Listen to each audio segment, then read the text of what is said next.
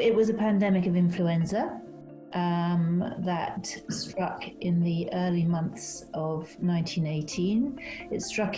We generally say it struck in 3 waves.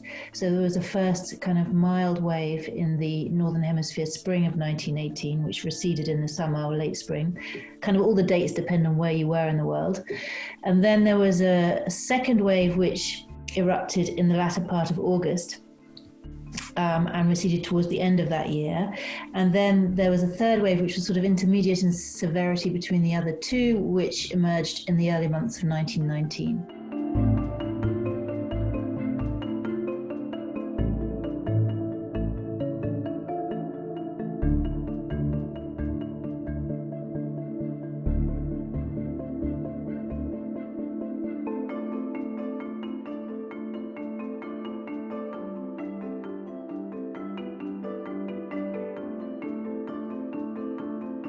We think it infected about 500 million people, so 1 in 3 people in the world alive at that time, and that it killed 50 million of them.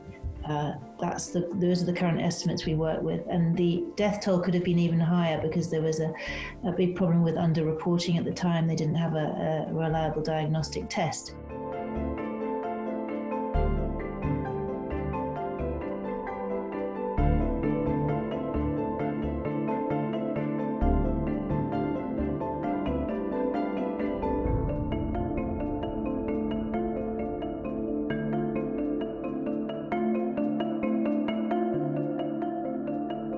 Undoubtedly, it was a concept, but to put in place a socialized medical healthcare system, a socialized healthcare system, is not an easy thing. You have to find a way to pay for it. You have to reorganize all your doctors and the way that you deliver healthcare.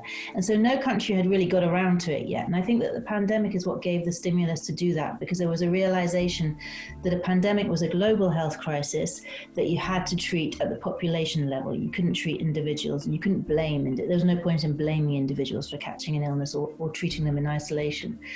So that was the stimulus. And you see from the 1920s countries, Russia was the first, but then followed by Western European nations, putting in place these socialized healthcare systems. And along with that comes epidemiology, the search for causes and patterns and causes and effects and patterns in healthcare and in illness that is the kind of cornerstone of public health. If you can't see what's going on in a population in terms of health and ill health, then you don't know what measures to put in place. So the two go together.